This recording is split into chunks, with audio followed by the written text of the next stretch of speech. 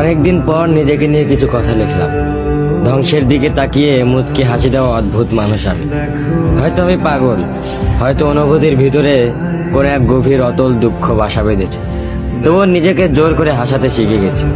যেদিন ভেতরটা একবারে ভেঙে গিয়েছিল, সেদিনও বাইরে থেকে এক চিলতে হাসি মুখে নিয়ে সবার সামনে দাঁড়িয়েছিলাম। কষ্টগুলোকে আমি বন্ধু বানিয়েছি, একাকিত্বকে আপন করে নিয়েছি। মানুষ ভাবে আমি হয়তো সুখী, শক্ত, নির্লিপ্ত, কিন্তু তারা জানে না প্রতি রাত আমার এক একটা লড়াই।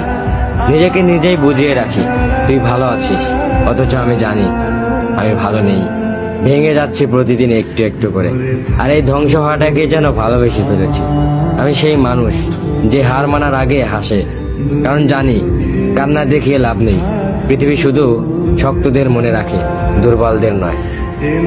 তাই আমি অদ্ভুত, আমি অনুভূতির আগুনে পুড়ে যাওয়া নীরব যোদ্ধা।